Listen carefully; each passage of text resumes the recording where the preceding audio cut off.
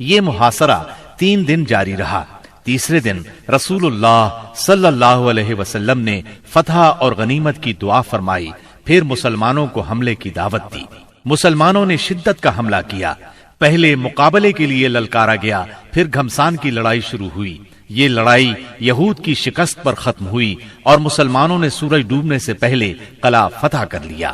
غنیمت میں بہت سا غلہ ہاتھ آیا۔ اس قلعے میں سب سے زیادہ خوراک اور چربی تھی۔ اس طرح یہ مسلمانوں کے لیے سب سے کارآمد قلعہ ثابت ہوا۔ مسلمان اس سے پہلے سخت بھوک کا شکار تھے، چنانچہ بہت سے لوگوں نے گدھے ذبح کر دیے، لیکن اللہ کے رسول صلی اللہ علیہ وسلم نے ان کو کھانے سے منع فرما دیا۔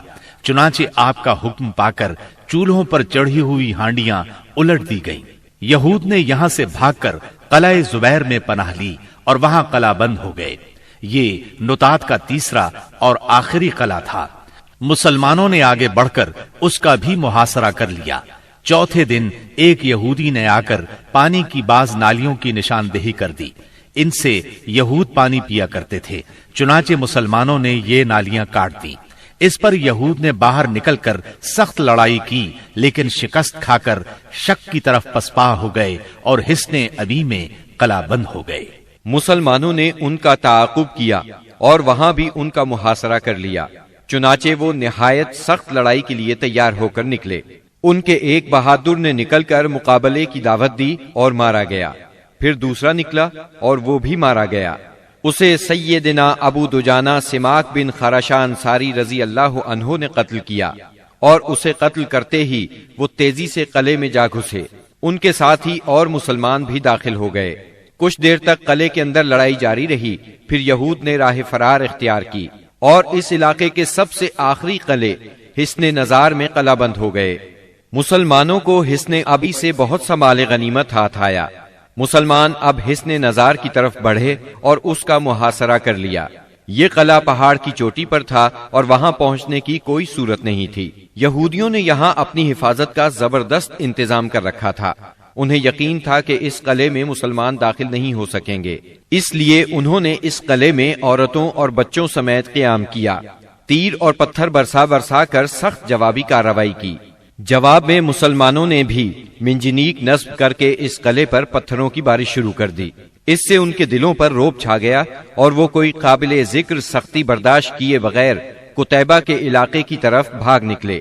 مسلمانوں کو اس قلعے سے تانبے اور مٹی کے برتن ملے۔ ان کے بارے میں رسول اللہ صلی اللہ علیہ وسلم نے فرمایا، ان کو دھو لو اور ان میں کھانا پکاؤ۔ اس کے بعد مسلمان قلعہ قموس کی طرف بڑھے۔ یہ قتیبہ کا پہلا قلعہ تھا۔ 14 یا 20 دن تک اس کا محاصرہ جاری رہا۔ اس کے بعد یہود نے پناہ طلب کر لی۔ یہ بھی کہا جاتا ہے کہ انہوں نے پناہ طلب نہیں کی تھی، مسلمانوں نے لڑ کر فتح کیا اور یہود باقی 2 قلعوں وتیح اور سلالم کی طرف بھاگے۔ لیکن جب مسلمانوں نے ان کے محاصرے کے لیے پیش قدمی کی تو یہود نے اس شرط پر امان طلب کر لی کہ وہ عورتوں اور بچوں سمیت خیبر کی سرزمین سے جلا وطن ہو جائیں گے۔ رسول اللہ صلی اللہ علیہ وسلم نے یہ شرط مان لی اور آپ نے یہ بھی اجازت دی کہ سونے، چاندی، گھوڑے اور ہتھیاروں کے علاوہ وہ اپنی سواریوں پر جو کچھ اور جتنا کچھ لاد سکتے ہیں لے جائیں، اور اگر کچھ چھپایا تو ذمہ ختم سمجھا جائے گا۔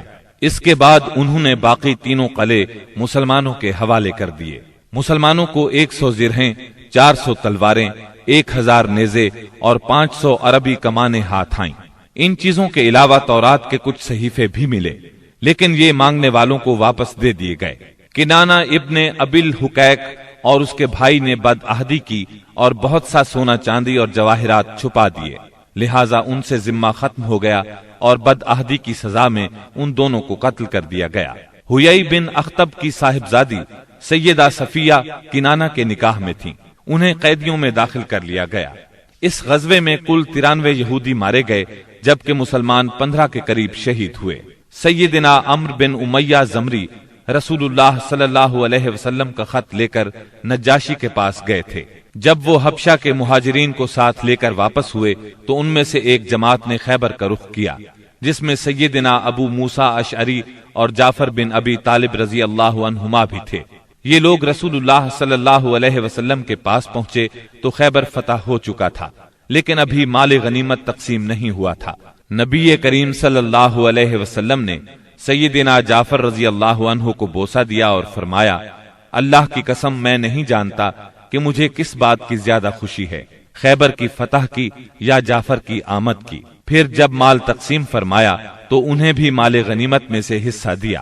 سیدہ صفیہ بنت حیی بن اخطب کو جب قیدیوں میں شامل کیا گیا تو انہیں رسول اللہ صلی اللہ علیہ وسلم کی اجازت سے دحیہ بن خلیفہ کلبی رضی اللہ عنہ نے لے لیا، لیکن صحابہ کرام نے آ کر عرض کیا، اے اللہ کے رسول صلی اللہ علیہ وسلم، صفیہ صرف آپ کے شایان شان ہیں، وہ بنو قریظہ اور بنو نذیر کی سردار ہیں۔ اس پر رسول اللہ صلی اللہ علیہ وسلم نے انہیں بلایا اور اسلام کی دعوت دی۔ انہوں نے اسلام قبول کیا۔ اس پر آپ نے انہیں آزاد کر دیا، انہیں نکاح کی پیشکش کی۔ ان کے منظور کرنے پر آپ نے ان سے شادی کر لی اور ان کی آزادی ہی کو ان کا مہر قرار دیا اور انہیں عورتوں کے حوالے کر دیا۔ جب خیبر اور وادی القرا فتح ہو گئے، فدق اور تیما کے باشندوں نے اطاعت قبول کر لی تو آپ نے مدینہ واپسی کی راہ اختیار فرمائی۔ راستے میں سیدہ صفیہ رضی اللہ عنہا کی رخصتی عمل میں آئی۔ دوسری صبح آپ نے کھجور، گھی اور پنیر کا ولیمہ کھلایا اور 3 روز شب عروسی کے طور پر ان کے ساتھ قیام فرمایا، پھر روانہ ہوئے۔ سفر 7 ہجری کے آخر یا ربیع الاول 7 ہجری کے اوائل میں مدینہ منورہ تشریف لائے۔ خیبر سے مدینہ آ کر رسول اللہ صلی اللہ علیہ وسلم مطمئن ہو گئے تھے کہ اطلاع ملی بنو انمار، ثعلبہ اور محارب کے بدو جمع ہو رہے ہیں۔ آپ نے مدینہ منورہ کا انتظام سیدنا عثمان بن عفان رضی اللہ عنہ کو سونپا، 700 صحابہ کو ساتھ لیا اور 2 دن کے فاصلے پر واقع مقام نخل کا رخ کیا۔ وہاں بنو غطفان کی ایک جمعیت سے آمنا سامنا ہوا۔ دونوں فریق ایک دوسرے کے سامنے آئے لیکن جنگ نہ ہوئی۔ نماز کی اقامت ہوئی تو نبی صلی اللہ علیہ وسلم نے مسلمانوں کو صلاۃ خوف پڑھائی، یعنی پہلے ایک گروہ کو 2 رکعت نماز پڑھائی، پھر وہ لوگ پیچھے چلے گئے تو دوسرے گروہ کو 2 رکعت نماز پڑھائی۔ اس طرح آپ کی 4 رکعت نماز ہوئی اور لشکر کی 2 رکعت۔ یہی صلاۃ خوف ہے۔ اس کی اور بھی کئی صورتیں ہیں، احادیث میں وضاحت موجود ہے۔ پھر اللہ نے دشمن کے دل میں مسلمانوں کا رعب بٹھا دیا، وہ منتشر ہو گئے اور رسول اللہ صلی اللہ علیہ وسلم مدینہ منورہ لوٹ آئے۔ اس غزوے کا نام اس لیے ذات الرقاع پڑا کہ اس سفر میں پیدل چلنے کی وجہ سے مسلمانوں کے پاؤں زخمی ہو گئے تھے۔ انہوں نے زخمی پیروں پر چیتھڑے لپیٹ لیے تھے۔ چیتھڑوں کو عربی میں رقاع کہتے ہیں۔ یہ بھی کہا جاتا ہے کہ اس کی زمین اور پہاڑ مختلف رنگ کے تھے، گویا کہ وہ رقاع یعنی پیون تھے، اور کہا جاتا ہے کہ غزوے کی جگہ کا نام ہی یہی ہے۔ اس غزوے میں سب سے دلچسپ بات یہ پیش آئی کہ ایک دن نبی صلی اللہ علیہ وسلم نے ایک سایہ دار درخت کے نیچے پڑاؤ ڈالا اور اپنی تلوار اسی درخت سے لٹکا کر سو گئے، جبکہ باقی لوگ مختلف درختوں کے نیچے سو گئے۔ ایسے میں ایک مشرک اس طرف آ نکلا، اس نے رسول اللہ صلی اللہ علیہ وسلم پر تلوار سونت لی۔ آپ کی آنکھ کھل گئی تو اس نے کہا، آپ مجھ سے ڈرتے ہیں؟ جواب میں آپ نے فرمایا نہیں۔ اس نے کہا، اب آپ کو مجھ سے کون بچائے گا؟ آپ نے فرمایا، اللہ۔ یہ سن کر اس کے ہاتھ سے تلوار گر گئی۔ آپ نے وہ تلوار اٹھا لی اور فرمایا، اب تمہیں مجھ سے کون بچائے گا؟ اس نے کہا، آپ مجھ پر احسان کیجئے۔ آپ نے اسے اسلام کی دعوت دی۔ وہ مسلمان تو نہ ہوا، لیکن اس نے یہ عہد کیا کہ وہ آپ سے لڑائی کرے گا، نہ لڑنے والوں کے ساتھ ہوگا۔ آپ نے اسے چھوڑ دیا۔ اس نے اپنی قوم میں واپس جا کر کہا، میں تمہارے پاس سب سے اچھے انسان کے پاس سے آ رہا ہوں۔ صلح حدیبیہ کے بعد کفار مکہ سے اور فتح خیبر کے بعد یہود کی طرف سے اطمینان ہوا تو نبی کریم صلی اللہ علیہ وسلم نے ہمسایہ ملکوں کے بادشاہوں اور سلاطین کے نام خطوط لکھ کر اسلام کی دعوت دی۔ آپ نے روم کے بادشاہ قیصر، مصر کے شاہ مقوقس، شام کے غسانی بادشاہ حارث بن ابی شمر، یمامہ کے حاکم حوزہ اور عمان کے حاکم کے پاس اپنے سفیروں کے ذریعے سے دعوتی خطوط ارسال فرمائے۔ ان خطوط کی عبارت نہایت مختصر اور سادہ ہوتی تھی، مثلا بسم اللہ الرحمن الرحیم۔ یہ خط محمد بن عبداللہ کی طرف سے ہے جو اللہ کا بندہ اور رسول ہے، تمہیں دین اسلام کی طرف دعوت دیتا ہے۔ اگر تم نے انکار کیا تو تمہاری قوم بھی ہدایت سے محروم رہے گی، اس لیے قوم کی گمراہی کی ذمہ داری بھی تم پر ہوگی۔ نجاشی کا نام اسہمہ بن ابجر تھا۔ آپ نے اسے یہ خط لکھا، بسم اللہ الرحمن الرحیم، یہ خط ہے اللہ کے نبی صلی اللہ علیہ وسلم کی طرف سے نجاشی اسہمہ شاہ حبشہ کی طرف۔ اس شخص پر سلام ہو جو ہدایت کی پیروی کرے اور اللہ اور اس کے رسول پر ایمان لائے۔ میں شہادت دیتا ہوں کہ اللہ وحدہ لا شریک کے سوا کوئی عبادت کے لائق نہیں، اس نے کسی کو اپنی بیوی بنایا نہ لڑکا، اور میں اس کی بھی شہادت دیتا ہوں کہ محمد اس کا بندہ اور رسول ہے، اور میں تمہیں اسلام کی دعوت دیتا ہوں کیونکہ میں اس کا رسول ہوں، لہٰذا اسلام لے آؤ، سلامت رہو گے۔ اے اہل کتاب، ایک ایسی بات کی طرف آؤ جو ہمارے اور تمہارے درمیان برابر ہے، وہ یہ کہ ہم اللہ کے سوا کسی اور کی عبادت نہ کریں، اس کے ساتھ کسی کو شریک نہ ٹھہرائیں، اور ہم میں سے بعض کو اللہ کے سوا رب نہ بنائے۔ پس اگر وہ منہ موڑیں تو کہہ دو کہ گواہ رہو ہم مسلمان ہیں۔ اگر تم نے یہ دعوت قبول نہ کی تو تم پر اپنی قوم کے نصارہ کا گناہ ہوگا۔ یہ خط آپ نے سیدنا عمرو بن امیہ زمری رضی اللہ عنہ کے ہاتھ 6 ہجری کے اخیر یا 7 ہجری کے شروع میں روانہ کیا۔ نجاشی کو جب یہ خط ملا تو اس نے آنکھوں سے لگایا، تخت سے اتر آیا اور سیدنا جعفر رضی اللہ عنہ کے ہاتھ پر اسلام قبول کر لیا۔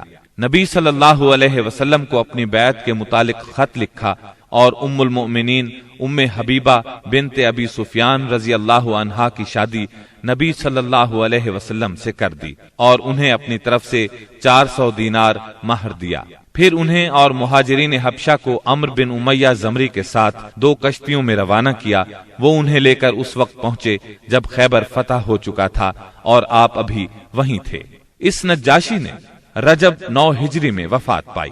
نبی صلی اللہ علیہ وسلم نے اسی روز ان کی وفات کی اطلاع صحابہ کرام رضی اللہ عنہم کو دی اور ان کی غائبانہ نماز جنازہ پڑھی۔ مقوقس شاہ اسکندریہ اور مصر کے نام آپ نے جو خط لکھا اس کے الفاظ یہ ہیں، بسم اللہ الرحمن الرحیم، اللہ کے بندے اور اس کے رسول محمد صلی اللہ علیہ وسلم کی طرف سے مقوقس سربراہ قبط کی جانب، اس پر سلام جو ہدایت کی پیروی کرے۔ اما بعد، میں تمہیں اسلام کی دعوت دیتا ہوں، اسلام لے آؤ، سلامت رہو گے۔ اسلام لے آؤ، اللہ تمہیں دوہرا اجر دے گا، لیکن اگر تم نے منہ موڑا تو تم پر اہل قبط کا بھی گناہ ہوگا۔ اور اے اہل کتاب، ایسی بات کی طرف آؤ جو ہمارے اور تمہارے درمیان برابر ہے، وہ یہ کہ ہم اللہ کے سوا کسی کی عبادت نہ کریں اور اس کے ساتھ کسی کو شریک نہ ٹھہرائیں، اور ہم میں سے بعض کو اللہ کے سوا رب نہ بنائے۔ پس اگر وہ منہ موڑیں تو کہہ دو تم گواہ رہو کہ ہم مسلمان ہیں۔ یہ خط آپ نے حاتم بن ابی بلتع رضی اللہ عنہ کے ہاتھ بھیجا۔ انہوں نے مقوقس سے گفتگو کی، اسے خط دیا۔ مقوقس نے ان کی عزت افزائی کی اور خط کو ہاتھی دانت کے ڈبے میں رکھ کر اس پر مہر لگائی اور اسے محفوظ کر لیا، اور نبی صلی اللہ علیہ وسلم کو جواب لکھا اور اس میں اقرار کیا کہ ایک نبی باقی رہ گئے ہیں اور میں سمجھتا تھا وہ ملک شام سے نکلیں گے، بس اس نے یہ جواب دیا مسلمان نہیں ہوا۔ تحفے میں سیدہ ماریہ اور سیدہ سیرین رضی اللہ عنہما 2 لونڈیاں بھیجی۔ ان دونوں کا قبط میں بہت مقام تھا۔ کچھ کپڑے اور ایک خچر بھی ہدیے کے طور پر بھیجے۔ اس خچر کا نام دلدل تھا۔ نبی صلی اللہ علیہ وسلم نے ماریہ کو اپنے لیے منتخب فرمایا اور سیرین کو سیدنا حسان بن ثابت رضی اللہ عنہ کے لیے ہبہ کر دیا۔ خچر کو بھی آپ نے اپنی سواری کے لیے پسند فرمایا۔ آپ نے ایک خط شاہ فارس خسرو پرویز کے نام لکھا۔ آپ نے اسے لکھا، بسم اللہ الرحمن الرحیم، محمد رسول اللہ صلی اللہ علیہ وسلم کی طرف سے کسرا والی فارس کی جانب، اس شخص پر سلام جو ہدایت کی پیروی کرے اور اللہ اور اس کے رسول پر ایمان لائے اور گواہی دے کہ اللہ کے سوا کوئی عبادت کے لائق نہیں، وہ تنہا ہے، اس کا کوئی شریک نہیں، اور محمد صلی اللہ علیہ وسلم اس کے بندے اور رسول ہیں۔ میں تمہیں اللہ کی طرف بلاتا ہوں کیونکہ میں تمام انسانوں کی جانب اللہ کا بھیجا ہوا ہوں، تاکہ جو شخص زندہ ہے اسے انجام بد سے ڈرایا جائے اور کافروں پر حق بات ثابت ہو جائے، یعنی حجت تمام ہو جائے۔ بس تم اسلام لے آؤ، سالم رہو گے، اگر اس سے انکار کرو گے تو تم پر مجوس کا گناہ بھی ہوگا۔ یہ خط آپ نے سیدنا عبداللہ بن حذافہ سہمی رضی اللہ عنہ کے ذریعے بھیجا اور انہیں حکم دیا کہ اس کو عظیم بحرین کے حوالے کر دیں، اور سربراہ بحرین اسے کسرا کے حوالے کرے گا۔ جب یہ خط کسرا کے سامنے پڑھا گیا تو اس نے خط کو پھاڑ ڈالا اور کہا، میری رعایا میں سے ایک حقیر غلام اپنا نام مجھ سے پہلے لکھتا ہے۔ رسول اللہ صلی اللہ علیہ وسلم کو اس کی خبر ہوئی تو آپ نے فرمایا، اس نے میرے خط کو پھاڑا، اللہ اس کی بادشاہت کو پارا پارا کرے۔ اور پھر وہی ہوا جو آپ نے فرمایا تھا، چنانچہ اس کے لشکر نے رومیوں کے مقابلے میں بدترین شکست کھائی۔ پھر خسرو کے بیٹے شیرویہ نے اس کے خلاف بغاوت کی، اسے قتل کر دیا اور خود بادشاہ بن بیٹھا۔ اس کے بعد وہاں ٹوٹ پھوٹ کا ایک سلسلہ چل نکلا، یہاں تک کہ سیدنا عمر فاروق رضی اللہ عنہ کے دور میں اسلامی لشکر نے اس ملک کو فتح کیا اور یہ بادشاہت ہمیشہ کے لیے ختم ہو گئی۔ آپ نے ایک خط حارث بن ابی شمر غسانی کے نام لکھا، یہ قیصر کی طرف سے دمشق کا امیر تھا۔ اس کے نام آپ نے جو خط لکھا وہ یہ تھا، بسم اللہ الرحمن الرحیم، محمد رسول اللہ صلی اللہ علیہ وسلم کی طرف سے حارث بن ابی شمر کی طرف، اس پر سلام جو ہدایت کی پیروی کرے اور اللہ پر ایمان لائے اور تصدیق کرے۔ میں تجھے دعوت دیتا ہوں کہ اللہ وحدہ لا شریک پر ایمان لیا، تیرے لیے تیرا ملک باقی رہے گا۔ آپ نے یہ خط قبیلہ اسد بن خزیمہ سے تعلق رکھنے والے ایک صحابی شجاع بن وہب اسدی رضی اللہ عنہ کے ہاتھ بھیجا۔ حارث کو خط ملا، پڑھ کر بولا، کون ہے جو مجھ سے میرا ملک چھینے گا؟ اس کے بعد اس نے مسلمانوں سے جنگ کی تیاری شروع کر دی اور شجاع بن وہب اسدی رضی اللہ عنہ سے کہا، جو کچھ دیکھ رہے ہو اپنے صاحب کو اس کی خبر کر دینا۔ پھر اس نے قیصر سے جنگ کی اجازت چاہی، مگر قیصر نے اسے اس ارادے سے باز رکھا۔ تب اس نے شجاع بن وہب کو تحائف دے کر رخصت کیا اور رخصت کرتے وقت اچھا سلوک کیا۔ آپ نے ایک خط بصرہ کے امیر کے نام لکھا، اسے اسلام کی دعوت دی اور سیدنا حارث بن عمیر ازدی رضی اللہ عنہ کے ہاتھ روانہ فرمایا۔ سیدنا حارث جنوبی اردن کے علاقے بلقا کے ایک مقام موتا میں پہنچے تو شرابیل بن عمر غسانی نے ان کا سامنا کیا اور انہیں شہید کر دیا۔ قاصدوں کے سلسلے میں یہ سب سے سخت ظالمانہ قدم تھا، ان کے سوا نبی صلی اللہ علیہ وسلم کا کوئی قاصد قتل نہیں کیا گیا۔ آپ نے اس پر سخت غم و غصے کا اظہار فرمایا اور یہی واقعہ بعد میں غزوہ موتا کا سبب بنا، اس کا ذکر آگے آئے گا۔ جب ذیقات کا چاند طلوع ہو گیا تو نبی صلی اللہ علیہ وسلم نے صحابہ کرام رضی اللہ عنہم کو حکم دیا کہ اپنے عمرے کی قضا کے طور پر عمرہ کریں اور کوئی بھی آدمی حدیبیہ میں حاضر تھا پیچھے نہ رہے۔ چنانچہ اس مدت میں جو لوگ شہید ہو چکے تھے انہیں چھوڑ کر بقیہ سب لوگ روانہ ہوئے اور اہل حدیبیہ کے سوا کچھ اور لوگ بھی عمرہ کرنے کے لیے ہمراہ نکلے۔ اس طرح تعداد 2000 ہو گئی۔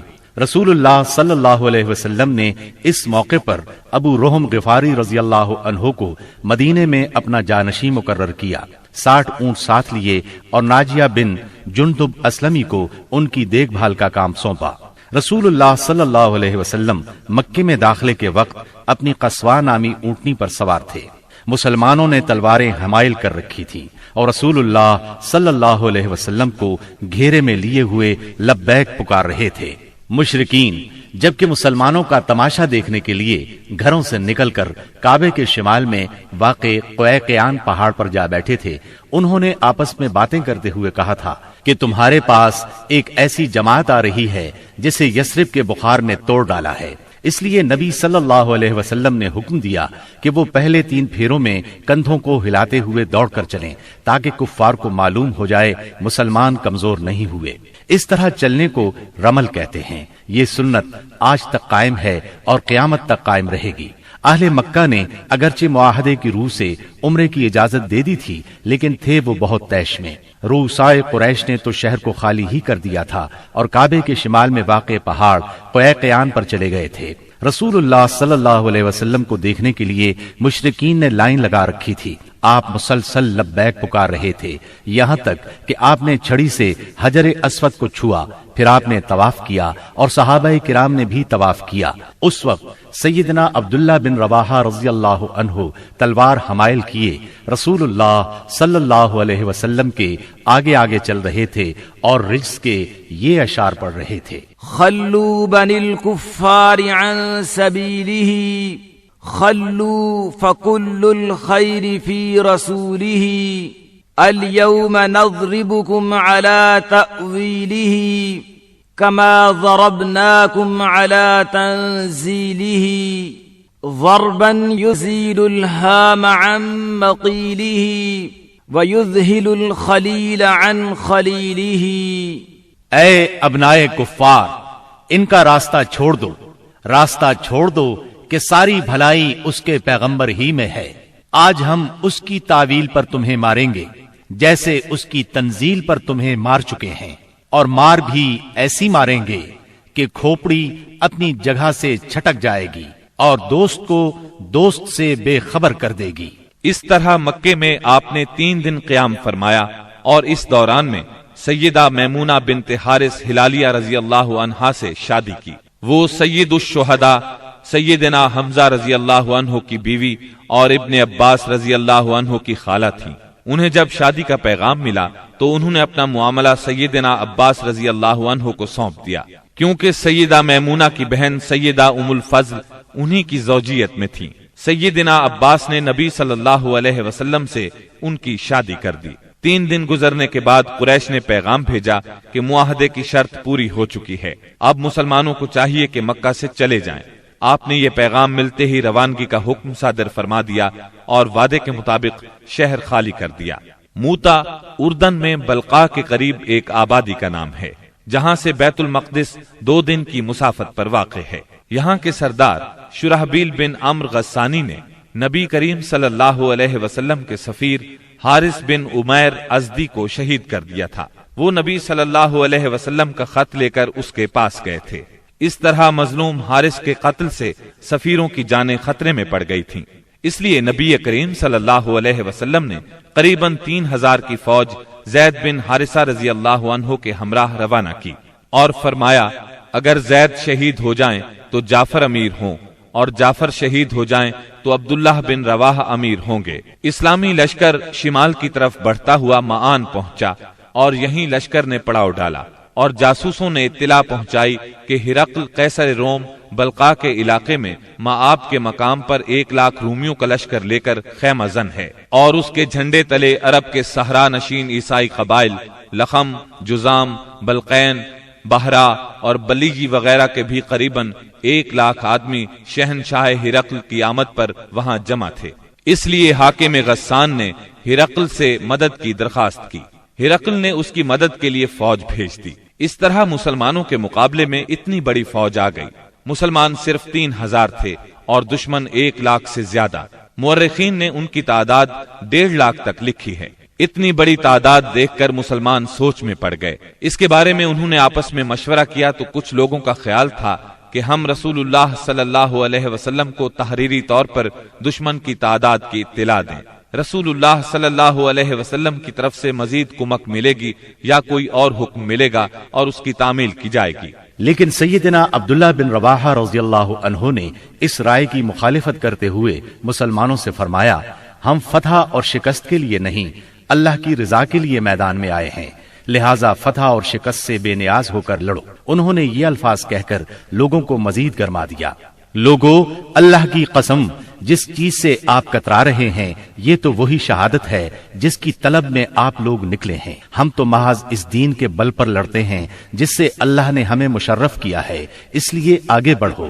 ہمیں 2 بھلائیوں میں سے ایک بھلائی ضرور حاصل ہوگی، ہم غالب آئیں گے یا شہادت سے سرفراز ہوں گے۔ آخرکار سیدنا عبداللہ بن رواحہ رضی اللہ عنہ کی پیش کی ہوئی بات پر عمل کیا گیا اور اس طرح جنگ شروع ہو گئی۔ رسول اللہ صلی اللہ علیہ وسلم کے پروردہ سیدنا زید بن حارثہ رضی اللہ عنہ فوج کے سپہ سالار تھے۔ سیدنا زید بن حارثہ نہایت جواں مردی سے لڑتے اور دشمنوں کو مارتے کاٹتے آخر شہید ہو گئے۔ ان کی شہادت کے بعد سیدنا جعفر طیار رضی اللہ عنہ نے جھنڈا اپنے ہاتھوں میں لیا۔ یہ نبی صلی اللہ علیہ وسلم کے چچا زاد سیدنا علی رضی اللہ عنہ کے سگے بھائی تھے۔ 33 سال کی عمر تھی، نہایت جواں مردی سے لڑے، جسم پر 90 سے زیادہ زخم کھا کر شہادت کا جام نوش کیا۔ ان کے بعد سیدنا عبداللہ بن رواحہ رضی اللہ عنہ نے علم ہاتھ میں لیا اور جنگ شروع کی، آخر شہید ہو گئے۔ پھر خالد بن ولید رضی اللہ عنہ نے فوج کی کمان سنبھالی اور 1.5 دن کی شدید ترین جنگ کے بعد اپنے سے 40 گنا فوج کو بھاگنے پر مجبور کر دیا۔ اس جنگ میں 9 تلواریں سیدنا خالد کے ہاتھ سے ٹوٹیں۔ ادھر نبی صلی اللہ علیہ وسلم نے صحابہ کرام کو مدینے میں اسی دن 3 سالاروں کی شہادت کی خبر دی اور بتلایا کہ اب کمان خالد بن ولید کے ہاتھ میں آ گئی ہے، اور اسی جنگ کے بعد سیدنا خالد بن ولید کو سیف اللہ کا خطاب عطا ہوا۔ صلح حدیبیہ کو منعقد ہوئے 2.25 سال گزر چکے تھے اور ہجرت کا 8واں سال ختم ہونے کو تھا کہ کفار مکہ نے عہد شکنی کی۔ ہوا یہ کہ قبیلہ بنو بکر نے، جو کفار کا معاون اور حلیف تھا، قبیلہ بنو خزاعہ پر حملہ کر دیا۔ یہ قبیلہ مسلمانوں کا حلیف تھا۔ اس کے نتیجے میں بنو خزاعہ کو شدید جانی و مالی نقصان پہنچا۔ ان بیچاروں نے امان بھی مانگی، بھاگ کر خانہ کعبہ میں پناہ بھی لی، مگر انہیں ہر جگہ بے دریغ قتل کیا گیا۔ یہ مظلوم جب الہک یعنی اپنے اللہ کے واسطے کر کے رحم کی درخواست کرتے تھے تو یہ ظالم ان کے جواب میں کہتے تھے لا الہ الیوم، یعنی آج اللہ کوئی چیز نہیں۔ مظلوموں کے بچے کچھے 40 آدمیوں نے بھاگ کر اپنی جان بچا لی تھی۔ یہ لوگ نبی صلی اللہ علیہ وسلم کی خدمت میں پہنچے اور اپنی مظلومی اور بربادی کی داستان سنائی۔ عمرو بن سالم خزائی نے پردرد نظم میں تمام واقعات سنائے۔ اس نظم کے چند اشعار کا ترجمہ یہ ہے: قریش نے آپ سے وعدہ خلافی کی، انہوں نے اس مضبوط معاہدے کو جو آپ سے کیا تھا توڑ ڈالا، ہمیں خشک گھاس کی طرح پامال کر دیا۔ وہ سمجھتے ہیں کہ ہماری امداد کو کوئی نہیں آئے گا، وہ تو ذلیل ہیں اور قلیل ہیں۔ انہوں نے وطیر میں ہمیں سوتے ہوئے جا لیا، ہمیں رکوع اور سجود کی حالت میں پارا پارا کر دیا۔ اس طرح معاہدے کی خلاف ورزی کر کے قریش نے صلح نامہ حدیبیہ کو توڑ دیا، مگر بعد میں جب انہیں اپنی عجلت اور عاقبت نااندیشی کا خیال آیا تو رسول اللہ صلی اللہ علیہ وسلم کی خدمت میں ابو سفیان کو معاہدے کی تجدید کے لیے بھیجا، لیکن یہ ایک سیاسی چال تھی۔ رسول اللہ صلی اللہ علیہ وسلم نے انہیں کوئی جواب نہ دیا۔ ان حالات میں اس کے سوا کوئی چارہ نہ تھا کہ کفار کی سازشوں کے اس مرکز کو ہمیشہ کے لیے بند کر دیا جائے، تاکہ کفار کو مسلمانوں کی طاقت کا صحیح اندازہ ہو جائے اور وہ سازش کرنے کی جرات نہ کر سکیں، نہ فساد اور لڑائی پر آمادہ ہوں۔ چنانچہ رسول اللہ صلی اللہ علیہ وسلم 10,000 صحابہ کرام کے ساتھ ہجرت کے 8ویں سال رمضان المبارک میں مکے کی طرف روانہ ہوئے۔ جب مکہ چند میل کے فاصلے پر رہ گیا تو آپ نے صحابہ کے ساتھ پڑاؤ کیا اور حکم دیا کہ سب لوگ الگ الگ آگ روشن کریں تاکہ کفار مکہ کو مسلمانوں کی کثرت تعداد کا اندازہ ہو سکے اور ناحق خون ریزی نہ ہو۔ یہ نہایت مناسب اور کارگر ترکیب تھی جو اللہ تعالیٰ نے اپنے نبی صلی اللہ علیہ وسلم کو سجھائی تھی۔ اس منظر کا مکے کے کافروں پر بڑا اثر ہوا اور اس قدر روب بیٹھا کہ انہوں نے اس موقع پر جنگ کے بارے میں سوچا تک نہیں۔ راستے ہی میں اس وقت اسلام کے سب سے بڑے دشمن ابو سفیان نبی کریم صلی اللہ علیہ وسلم کی خدمت میں حاضر ہوئے اور اسلام قبول کیا۔ انہوں نے نبی کریم صلی اللہ علیہ وسلم کے ارشاد کے مطابق مکے پہنچ کر یہ اعلان کیا: جو کوئی ہتھیار پھینک دے گا اسے قتل نہیں کیا جائے گا، جو کوئی خانہ کعبہ کے اندر جائے گا اسے قتل نہیں کیا جائے گا، جو کوئی اپنے گھر کے اندر بیٹھ رہے گا اسے قتل نہیں کیا جائے گا، جو کوئی ابو سفیان کے گھر پناہ لے لے گا اسے قتل نہیں کیا جائے گا، جو کوئی حکیم بن حزام کے گھر پناہ لے گا اسے قتل نہیں کیا جائے گا، بھاگ جانے والے کا تعاقب نہیں کیا جائے گا، زخمی کو قتل نہیں کیا جائے گا، اسیر کو قتل نہیں کیا جائے گا۔ منگل 17 رمضان المبارک کی صبح رسول اللہ صلی اللہ علیہ وسلم مکے کی طرف روانہ ہوئے۔ آپ نے سیدنا عباس رضی اللہ عنہ کو حکم دیا کہ ابو سفیان کو وادی کے تنگ نائے پر پہاڑی ناکے کے پاس روکے رکھیں تاکہ وہاں سے گزرنے والی اللہ کی فوجوں کو دیکھ سکیں۔ سیدنا عباس نے ایسا ہی کیا۔ قبائل اپنے اپنے پرچم لیے وہاں سے گزرنے لگے۔ جب کوئی قبیلہ گزرتا تو ابو سفیان پوچھتے، عباس یہ لوگ کون ہیں؟ جواب میں سیدنا عباس رضی اللہ عنہ کہتے، بنو فلاں، مثلا یہ بنو سلیم ہیں۔ یہاں تک کہ انصار کا دستہ گزرا جس کا پرچم سیدنا سعد بن عبادہ رضی اللہ عنہ کے ہاتھ میں تھا۔ انہوں نے کہا، ابو سفیان، آج خون ریزی اور مار دھاڑ کا دن ہے، آج کعبہ حلال کیا جائے گا۔ ابو سفیان بولے، عباس، پامالی کا دن مبارک ہو۔ پھر رسول اللہ صلی اللہ علیہ وسلم اپنے سبز دستے میں تشریف لائے۔ آپ مہاجرین اور انصار کے درمیان میں تھے، یہاں صرف لوہے کی باڑ دکھائی پڑ رہی تھی۔ ابو سفیان نے کہا، سبحان اللہ، عباس یہ کون لوگ ہیں؟ سیدنا عباس رضی اللہ عنہ نے کہا، یہ انصار اور مہاجرین کے ساتھ رسول اللہ صلی اللہ علیہ وسلم ہیں۔ ابو سفیان بولے، بھلا ان سے محاذ آرائی کی کسے طاقت ہے؟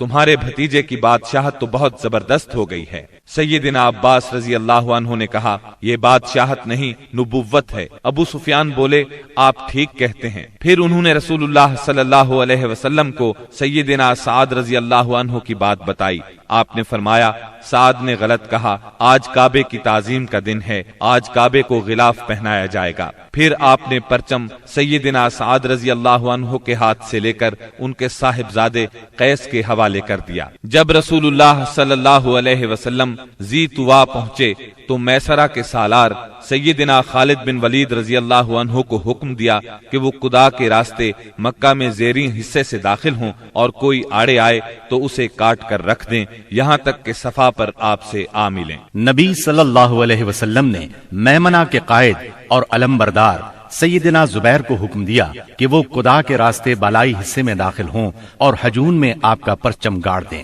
نیز رسول اللہ صلی اللہ علیہ وسلم کی آمد تک وہیں ٹھہرے رہیں، جبکہ پیادہ اور بے ہتھیار لوگوں کے قائد سیدنا ابو عبیدہ رضی اللہ عنہ کو حکم دیا کہ وہ بطن وادی کا راستہ پکڑیں اور مکے میں رسول اللہ صلی اللہ علیہ وسلم سے آگے اتریں۔ اس موقع پر قریش نے کچھ اوباشوں کو خندمہ میں جمع کیا، کہا کہ اگر انہیں کچھ کامیابی ہوئی تو ان کے ساتھ رہیں گے، ورنہ جو کچھ مطالبہ کیا جائے گا منظور کر لیں گے۔ جب خالد بن ولید رضی اللہ عنہ ان کے پاس سے گزرے تو ایک معمولی سی جھڑپ میں ان کے 12 آدمیوں کو کاٹ ڈالا اور باقی بھاگ کھڑے ہوئے۔ اس کے بعد سیدنا خالد بن ولید رضی اللہ عنہ مکے کے گلی کوچوں کو رونتے ہوئے کوہ صفا پر رسول اللہ صلی اللہ علیہ وسلم سے جا ملے۔ البتہ ان کے دستے کے 2 آدمی بھٹک کر لشکر سے بچھڑ گئے اور شہید کر دیے گئے۔ ادھر سیدنا زبیر رضی اللہ عنہ نے حجون میں مسجد فتح کے پاس جھنڈا گاڑا اور ایک خیمہ نصب کیا، اس میں ام سلمہ اور سیدہ میمونہ رضی اللہ عنہما نے قیام کیا اور وہیں ٹھہری رہیں، یہاں تک کہ رسول اللہ صلی اللہ علیہ وسلم تشریف لے آئے۔ تھوڑی دیر آرام فرمایا، پھر آگے بڑھے۔ اس وقت ابو بکر صدیق رضی اللہ عنہ آپ کے ساتھ تھے اور باتیں کر رہے تھے۔ پھر آپ سورہ فتح کی تلاوت کرتے ہوئے مہاجرین اور انصار کے جلو میں مسجد حرام کے اندر داخل ہوئے، حجر اسود کو چوما، بیت اللہ کا طواف کیا۔ آپ حالت احرام میں نہیں تھے، اس وقت بیت اللہ کے گرد 360 بت تھے۔ آپ صلی اللہ علیہ وسلم ایک لکڑی سے ان بتوں کو کچوکے لگاتے جا رہے تھے اور فرماتے جاتے تھے، جاء الحق وزهق الباطل ان الباطل كان زهوقا۔ حق آ گیا اور باطل چلا گیا، یقیناً باطل جانے ہی والا ہے۔ جاء الحق وما يبدئ الباطل وما يعيد۔ حق آ گیا اور باطل کی چلت پھرت ختم ہو گئی۔ آپ بتوں کو ہلکی سی ضرب لگاتے جا رہے تھے اور بت گرتے جا رہے تھے۔ جب آپ طواف سے فارغ ہو گئے تو سیدنا عثمان بن طلحہ رضی اللہ عنہ کو بلا کر ان سے کعبے کی چابی لی اور اس کو کھولنے کا حکم دیا۔ پھر اس میں جو بت تھے انہیں نکلوا کر تڑوا دیا، جو تصاویر تھیں انہیں مٹوا دیا۔ اس کے بعد آپ سیدنا اسامہ بن زید اور سیدنا بلال رضی اللہ عنہم کے ساتھ اندر داخل ہوئے اور دروازہ بند کر لیا۔ پھر دروازے کے مقابل کی دیوار کے رخ سے 3 ہاتھ کے فاصلے پر کھڑے ہوئے، اپنے بائیں 1 ستون، دائیں 2 ستون اور پیچھے 3 ستون کیے اور 2 رکعت نماز پڑھی۔ پھر بیت اللہ میں گھوم کر اس کے اطراف میں اللہ کی تکبیر اور توحید کے الفاظ کہے۔ اس کے بعد آپ نے دروازہ کھولا۔ قریش مسجد حرام میں صفیں لگاتے کھچا کھچ بھرے تھے۔ آپ نے دروازے کے دونوں بازو پکڑ کر ایک بلیغ خطبہ دیا جس میں اسلام کے بہت سے احکام بیان فرمائے، جاہلیت کے امور کو ساقط کیا اور اس کی نخوت کے خاتمے کا اعلان کیا۔ پھر فرمایا، قریش کے لوگوں، تمہارا کیا خیال ہے میں تمہارے ساتھ کیا سلوک کرنے والا ہوں؟ انہوں نے جواب دیا، آپ کریم بھائی ہیں اور کریم بھائی کے صاحبزادے ہیں۔ آپ نے ارشاد فرمایا، لا تسریب علیکم اليوم اذهبوا فانتم الطلقاء، آج کے دن تم پر کوئی سرزنش نہیں، جاؤ تم سب آزاد ہو۔ پھر نیچے تشریف لائے اور مسجد حرام میں تشریف فرما ہوئے۔ چابی سیدنا عثمان بن طلحہ رضی اللہ عنہ کو واپس کی اور فرمایا، اس کو ہمیشہ ہمیشہ کے لیے لے لو، تم لوگوں سے اسے وہی چھینے گا جو ظالم ہوگا۔ نبوت کے ابتدائی دنوں میں ایک مرتبہ نبی اکرم صلی اللہ علیہ وسلم نے انہی عثمان سے فرمایا تھا کہ بیت اللہ کا دروازہ کھول دو، انہوں نے انکار کیا تھا۔ تب نبی کریم صلی اللہ علیہ وسلم نے فرمایا تھا، اچھا تم دیکھ لینا کہ ایک دن یہ چابی میرے ہاتھ میں ہوگی اور میں جسے چاہوں گا اسے عطا کروں گا۔ یہ سن کر عثمان بن طلحہ رضی اللہ عنہ نے جواب دیا تھا، کیا اس روز قریش کے سبھی مرد ذلیل اور تباہ ہو جائیں گے؟ اس بات کے جواب میں آپ نے فرمایا تھا، وہ اور بھی زیادہ عزت دار ہوں گے۔ اسی روز رسول اللہ صلی اللہ علیہ وسلم ام ہانی بنت ابی طالب کے گھر میں داخل ہوئے، وہاں غسل کیا اور ان کے گھر ہی میں 8 رکعت نماز پڑھی۔ ہر 2 رکعت پر سلام پھیرا۔ یہ چاشت کا وقت تھا، اس لیے کسی نے اسے چاشت کی نماز سمجھا اور کسی نے فتح کی نماز مراد لی۔ ام ہانی نے اپنے 2 دیوروں کو پناہ دے رکھی تھی۔ سیدنا علی رضی اللہ عنہ انہیں قتل کرنا چاہتے تھے۔ اس بارے میں جب ام ہانی رضی اللہ عنہا نے بات کی تو آپ نے فرمایا، جسے تم نے پناہ دے رکھی ہے اسے ہم نے پناہ دی۔ ظہر کی نماز کا وقت ہوا تو رسول اللہ صلی اللہ علیہ وسلم نے سیدنا بلال رضی اللہ عنہ کو حکم فرمایا، بلال کعبے کی چھت پر چڑھ کر اذان دو۔ چنانچہ انہوں نے کعبے کی چھت پر چڑھ کر اذان دی۔ یہ گویا اسلام کے غلبے کا اعلان تھا، اور جس قدر یہ مشرکین کو ناگوار تھا، مسلمانوں کے لیے اسی قدر خوشگوار تھا۔ والحمدللہ رب العالمین۔ جب مکے کی فتح مکمل ہو چکی تو انصار کو فکر لاحق ہوئی کہ کہیں رسول اللہ صلی اللہ علیہ وسلم یہیں نہ ٹھہر جائے، کیونکہ بہرحال یہ آپ کے خاندان اور آپ کے قبیلے کا شہر تھا۔ اس وقت رسول اللہ صلی اللہ علیہ وسلم صفا پر ہاتھ اٹھائے دعا فرما رہے تھے۔ دعا سے فارغ ہوئے تو فرمایا، اللہ کی پناہ، اب زندگی اور موت تمہارے ساتھ ہے۔ اس سے انصار مطمئن ہو گئے، ان کا خوف جاتا رہا اور وہ خوش ہو گئے۔ رسول اللہ صلی اللہ علیہ وسلم نے مکے میں 19 روز قیام فرمایا اور اس دوران آثار اسلام کی تجدید کی۔ مکے کو آثار جاہلیت سے پاک کیا، نئے سرے سے حرم کے ستون نصب کیے اور آپ کے منادی نے اعلان کیا، جو شخص اللہ اور آخرت کے دن پر ایمان رکھتا ہے وہ اپنے گھر میں کوئی بت نہ چھوڑے بلکہ اسے توڑ دے۔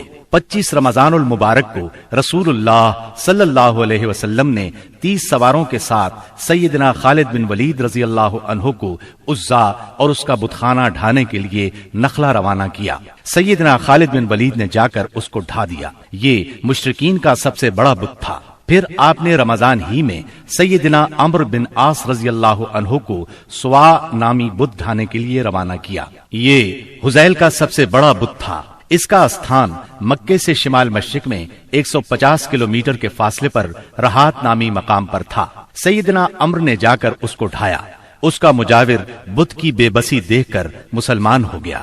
پھر آپ صلی اللہ علیہ وسلم نے سعد بن زید اشہلی کو اسی ماہ رمضان میں 20 سوار دے کر منات کی طرف روانہ فرمایا۔ یہ قدید کے پاس مشلل میں تھا۔ یہ کلب، خزاع، غسان اور اوس و خزرج کا بت تھا۔ سیدنا سعد نے جا کر اسے توڑ دیا اور بتخانہ ڈھا دیا۔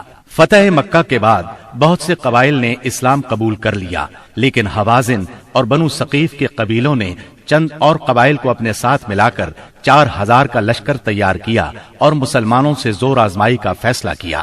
نبی کریم صلی اللہ علیہ وسلم کو ان کے ارادوں کی اطلاع ہوئی تو آپ نے اپنے ایک صحابی کو تحقیق کے لیے بھیجا۔ انہوں نے تصدیق کی، تب آپ نے مسلمانوں کو تیاری کا حکم فرمایا۔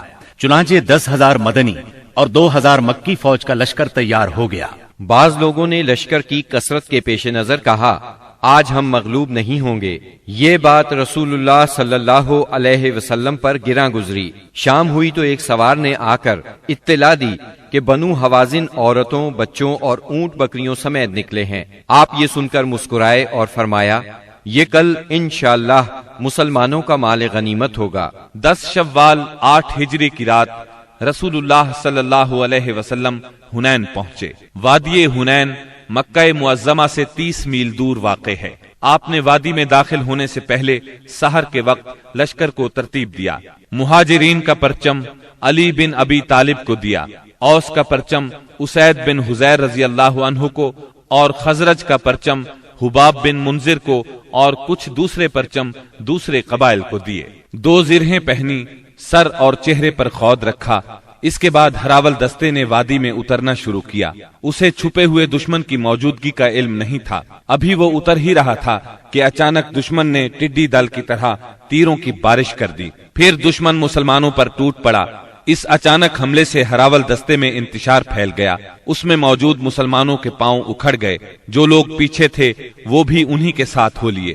جہاں تک رسول اللہ صلی اللہ علیہ وسلم کا تعلق ہے تو نہ صرف یہ کہ آپ چند انصار اور مہاجرین کے ساتھ اپنی جگہ پر ثابت قدم رہے، بلکہ آپ دشمن کی طرف بڑھنے کے لیے اپنے خچر کو ایڑ لگاتے اور فرماتے جا رہے تھے، انا النبی لا کذب انا ابن عبد المطلب، میں نبی ہوں، جھوٹا نہیں، میں عبد المطلب کا فرزند ہوں۔ سیدنا عباس رضی اللہ عنہ نے آپ کے حکم پر مہاجرین اور انصار کو آواز دی۔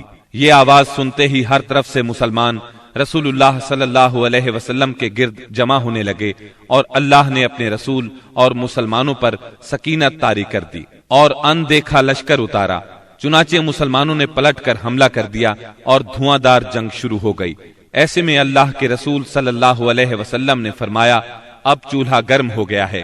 پھر آپ نے ایک مٹھی میں مٹی لے کر ان کے چہروں پر ماری اور فرمایا، شاہت الوجوہ، چہرے بگڑ جائیں۔ اس مٹی سے ان کی آنکھیں بھر گئیں۔ اس کے بعد ان کی دھار کند اور ان کا کام پچھڑتا چلا گیا، یہاں تک کہ وہ پراگندہ ہو کر بھاگ نکلے، اور مسلمانوں نے مارتے کاٹتے ان کا پیچھا کیا۔ چنانچہ عورتوں اور بچوں کو پکڑ لیا اور بہت سے فوجیوں کو گرفتار کر لیا۔ اس دن سیدنا خالد بن ولید رضی اللہ عنہ کو بھی بہت زخم آئے۔ ادھر رسول اللہ صلی اللہ علیہ وسلم کے ساتھ اللہ کی عنایت دیکھ کر بہت سے مشرکین مسلمان ہو گئے۔ مشرکین بھاگے تو 3 گروہوں میں تقسیم ہو گئے۔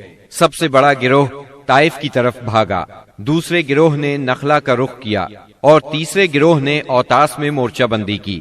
آپ نے اوتاس میں ابو موسیٰ اشعری رضی اللہ عنہ کے چچا ابو عامر اشعری رضی اللہ عنہ کو صحابہ کی ایک جماعت کے ساتھ بھیجا۔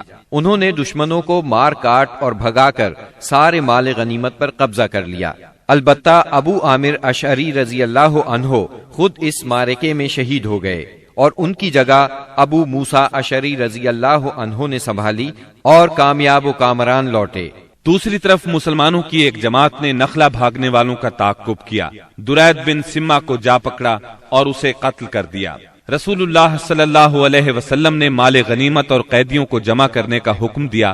اس کی کل تعداد یہ تھی، اونٹ قریباً 24,000، بکریاں 40,000 سے زیادہ، چاندی 4,000 اوقیہ یعنی 1,60,000 درہم، عورتیں اور بچے 6,000۔ ان سب کو جعرانہ میں جمع کر کے سیدنا مسعود بن عمرو غفاری رضی اللہ عنہ کو ان کا نگران مقرر فرمایا۔ اس کے بعد آپ نے طائف کی طرف توجہ فرمائی۔ آپ خود اس سمت میں بڑھے۔ طائف مکہ سے 60 میل کے فاصلے پر ایک سرسبز پہاڑ کے دامن میں واقع ہے۔ آپ نے طائف کا محاصرہ کر لیا۔ یہ محاصرہ 20 دن تک جاری رہا، لیکن شہر فتح نہ ہو سکا۔ محاصرہ چھوڑ کر آپ جعرانہ کے مقام پر تشریف لائے۔ یہاں مال غنیمت ذخیرہ کیا گیا تھا۔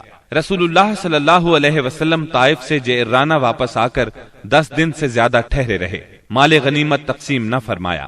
آپ کو انتظار تھا کہ حوازن توبہ کر کے آ جائیں اور اپنے مال اور قیدی واپس لے جائیں، لیکن جب وہ نہ آئے تو آپ نے مال غنیمت میں سے خمس یعنی 5واں حصہ نکالا اور تالیف قلب کے لیے کمزور اسلام والوں کو عطا فرمایا۔ کچھ ایسے لوگوں کو بھی دیا جو ابھی تک مسلمان نہیں ہوئے تھے، تاکہ ان کی نظروں میں اسلام محبوب ہو جائے۔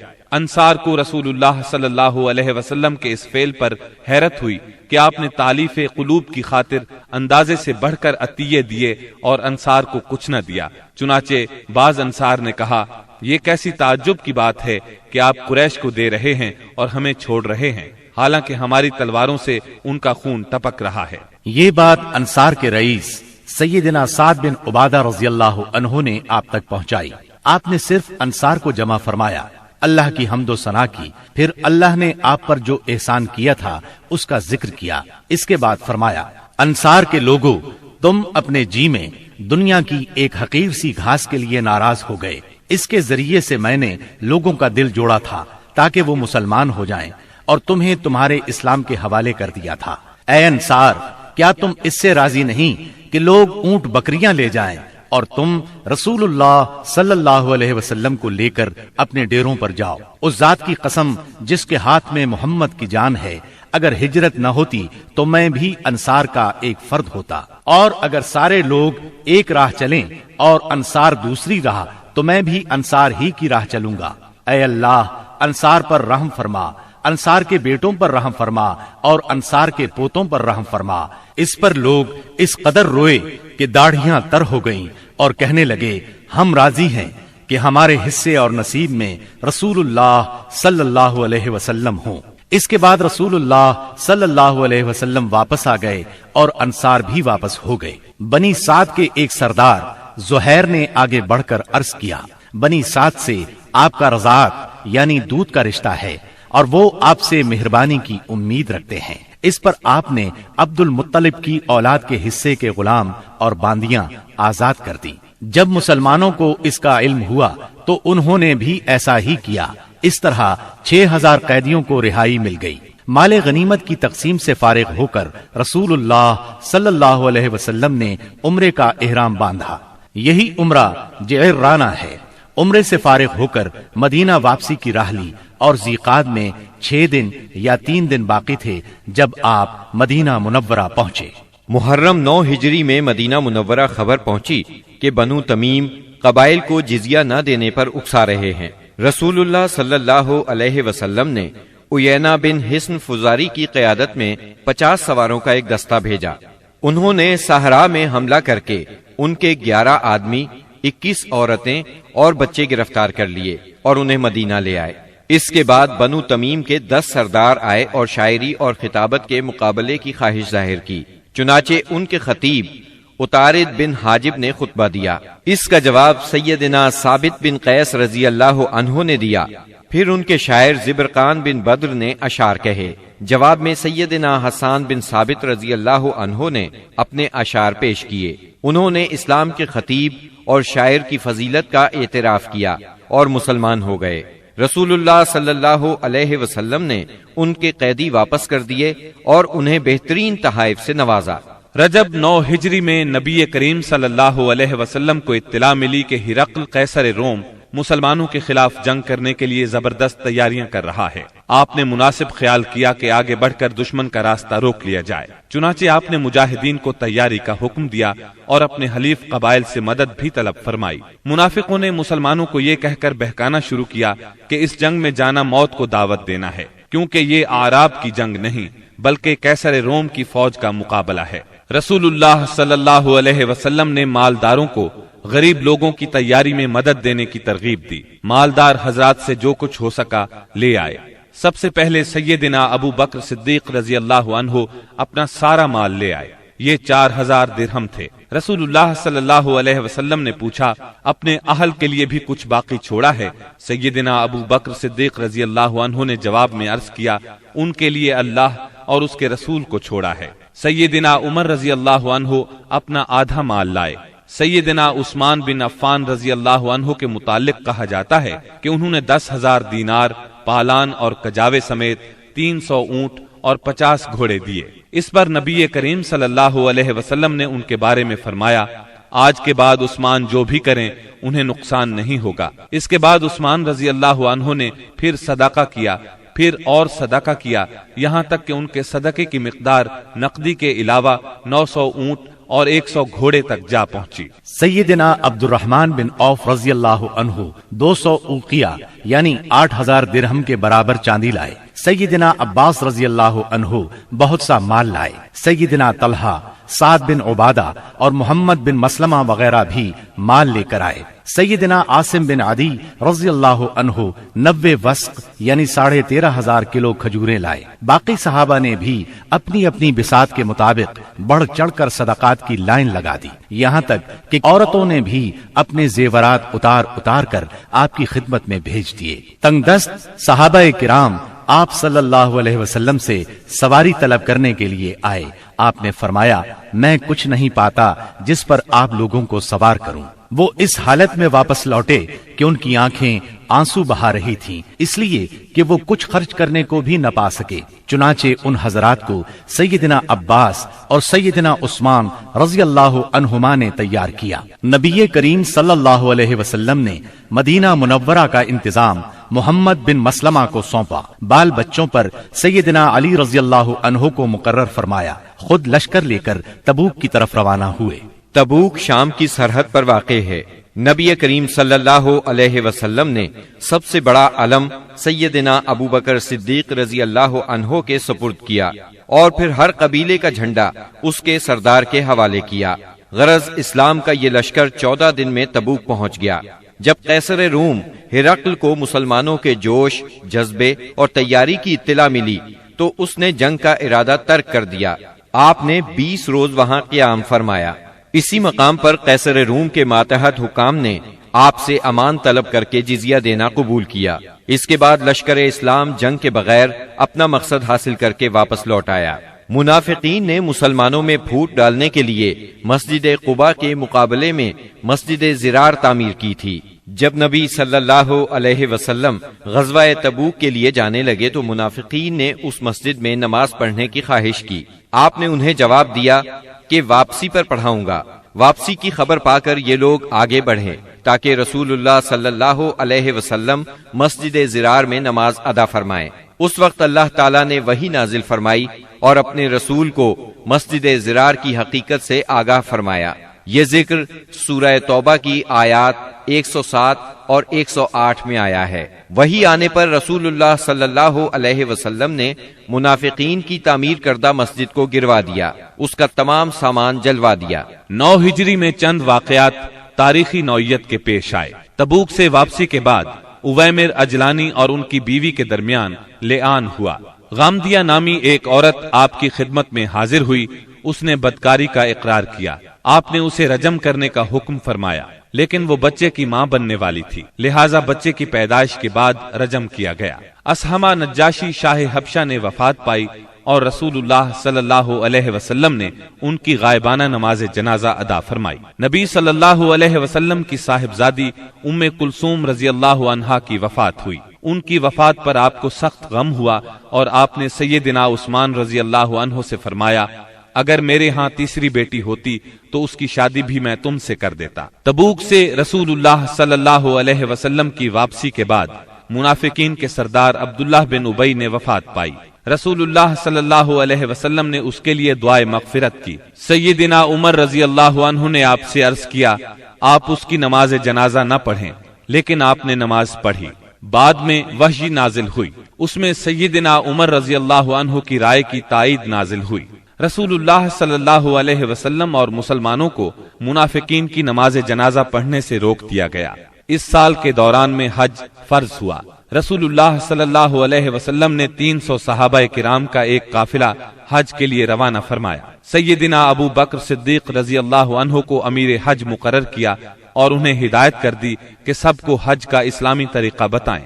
سیدنا ابو بکر صدیق رضی اللہ عنہ کی روانگی کے بعد سورہ برات یعنی سورہ توبہ کی ابتدائی آیات نازل ہوئیں، جس میں ان تمام مشرکین سے عہد توڑنے کا حکم تھا جنہوں نے اپنے عہد کی پاسداری نہیں کی تھی، اور ان کو اور ان لوگوں کو جن کا سرے سے کوئی عہد ہی نہیں تھا 4 مہینے کی مہلت دی گئی تھی کہ اس دوران میں جس طرح چاہیں زمین میں گھوم پھر لیں، تاکہ انہیں معلوم ہو جائے کہ وہ اللہ کو بے بس نہیں کر سکتے، اور یہ کہ اللہ کافروں کو رسوا کر کے رہے گا۔ البتہ جو مشرکین اپنے عہد پر قائم تھے اسے توڑا نہیں تھا، اور مسلمانوں کے خلاف کسی کی مدد نہیں کی تھی، ان کا عہد پورا کرنے کا حکم دیا گیا۔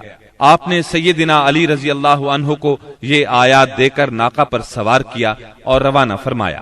انہوں نے حجاج کے قافلے کو راستے ہی میں جا لیا۔ سیدنا ابو بکر صدیق رضی اللہ عنہ نے امیر حج ہونے کی حیثیت سے ارکان حج ادا کیے، اور اس کے بعد سیدنا علی رضی اللہ عنہ نے سورہ برات کی ابتدائی آیات سنائیں۔ اس کے بعد سیدنا ابو بکر صدیق رضی اللہ عنہ نے صحابہ کرام کی ایک جماعت بھیج کر یہ اعلان کر دیا کہ اس سال کے بعد کوئی مشرک حج نہیں کر سکتا اور نہ کوئی ننگا آدمی بیت اللہ کا طواف کر سکتا ہے۔ یہ اعلان گویا جزیرت العرب سے بت پرستی کے خاتمے کا اعلان تھا، یعنی اس سال کے بعد بت پرستی کے لیے آمد و رفت کی کوئی گنجائش نہیں۔ غیر مسلم قوموں کے لیے جزیے کی ادائیگی کی فرضیت اور سود کی ممانعت کا حکم نازل ہوا۔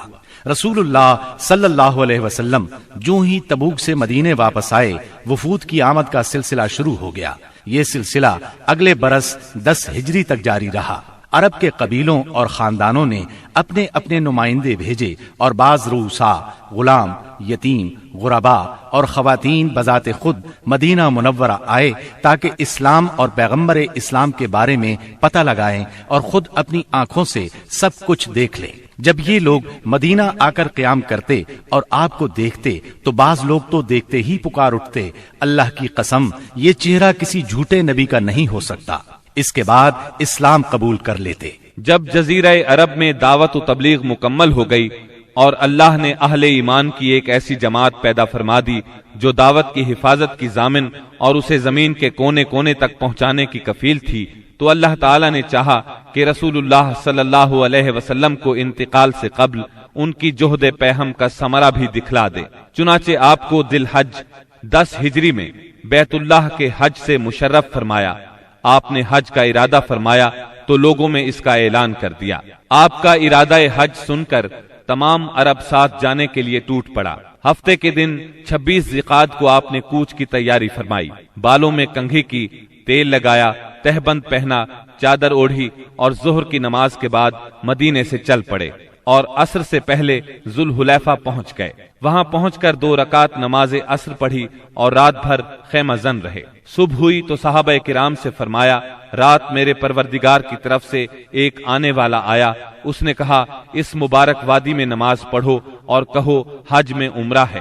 اس کے بعد آپ صلی اللہ علیہ وسلم نے اپنا سفر جاری رکھا۔ ہفتہ بھر بعد مکے کے قریب پہنچے تو ذی طوا میں رات گزاری اور وہیں نماز فجر پڑھ کر غسل فرمایا، پھر مسجد حرام میں داخل ہوئے۔ یہ اتوار 4 ذی الحج کی صبح تھی۔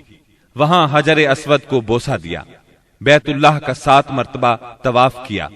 طواف کے بعد مقام ابراہیم پر نماز پڑھی اور دوبارہ حجر اسود کو بوسہ دیا۔ پھر کوہ صفا پر آئے، صفا اور مروہ کے درمیان سعی کی۔ اس کے بعد اعلان فرمایا، جس شخص کے ساتھ قربانی کا جانور نہ ہو وہ احرام کھول دے۔ 8 ذی الحج ترویہ کے دن آپ مکہ سے مینا تشریف لے گئے اور وہاں 9 ذی الحج کی صبح تک قیام فرمایا۔ ظہر، عصر، مغرب، عشاء اور فجر کی نمازیں وہیں پڑھیں، پھر اتنی دیر ٹھہرے کہ سورج طلوع ہو گیا۔ اس کے بعد عرفہ کو چل پڑے۔ وہاں پہنچے تو وادی نمرہ میں قبہ تیار تھا، اسی میں اترے۔ جب سورج ڈھل گیا تو آپ کے حکم سے آپ کی اونٹنی قصوا پر کجاوا کسا گیا اور آپ بطن وادی میں تشریف لے گئے۔ اس وقت آپ کے گرد 1,24,000 یا 1,44,000 انسانوں کا سمندر ٹھاٹھیں مار رہا تھا۔ آپ نے ان کے درمیان ایک جامع خطبہ ارشاد فرمایا۔ جو لوگ خطبے کے جملوں کو سن رہے تھے وہ دوسروں تک پہنچا رہے تھے اور سنانے کے لیے بلند آواز سے دوہرا رہے تھے۔ آپ صلی اللہ علیہ وسلم نے ارشاد فرمایا، جو لوگ یہاں موجود نہیں ہیں ان کو سننے والے یہ پیغام پہنچا دیں۔ نبی کریم صلی اللہ علیہ وسلم نے اپنے اس خطبے میں ارشاد فرمایا، لوگو میری باتوں کو غور سے سنو، کیونکہ میں نہیں جانتا، شاید اس سال کے بعد اس مقام پر میں تم سے کبھی نہ مل سکوں۔ لوگو، جیسا کہ یہ دن، یہ مہینہ اور یہ شہر مکہ حرمت والا ہے، اسی طرح ایک دوسرے کے جان و مال تم پر حرام ہے۔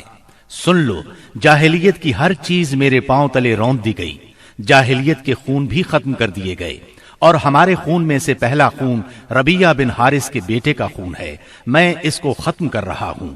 یہ بچہ بنو سعد میں دودھ پی رہا تھا کہ انہی ایام میں قبیلہ بنو حذیل نے اسے قتل کر دیا، اور جاہلیت کا سود ختم کر دیا گیا، اور ہمارے سود میں سے پہلا سود عباس بن عبد المطلب کا ہے، میں اس کو ختم کر رہا ہوں۔ اب یہ سارے کا سارا سود ختم ہے۔ اے لوگو، عورتوں کا تم پر حق ہے جیسا کہ تمہارا ان پر حق ہے، عورتوں کے ساتھ بھلائی کرو، تمہیں بہت جلد اللہ کے سامنے حاضر ہونا ہے، اور وہ تم سے تمہارے اعمال کے بارے میں سوال فرمائے گا۔ خبردار خبردار، میرے بعد گمراہ نہ ہو جانا۔ لوگو، نہ تو میرے بعد کوئی پیغمبر ہے، نہ کوئی اور امت ہی پیدا ہونے والی ہے۔ خوب سن لو، اپنے پروردگار کی عبادت کرنا، پنجگانہ نماز ادا کرنا، رمضان کے روزے رکھنا، اپنے مالوں کی زکوٰۃ دینا۔ تمام مسلمان محکوم ہوں یا آزاد، یکساں ذمہ داریاں اور حقوق رکھتے ہیں۔ اعمال دین کے سوا کسی کو کسی پر کوئی فضیلت نہیں۔ تم اپنے غلاموں کو وہ کھلاؤ جو تم خود کھاتے ہو، اور انہیں وہ لباس پہناؤ جو تم خود پہنتے ہو۔ ان پر نہ کوئی ظلم کرو اور نہ ان کا کوئی حق چھینو۔ امانتیں ان کے مالکوں کے سپرد کرنا چاہیے۔ دوسروں پر ظلم نہ کرو تاکہ تم پر بھی ظلم نہ کیا جائے۔ سود حرام ہے۔ شیطان اس سرزمین میں اپنی پرستش سے مایوس ہو گیا۔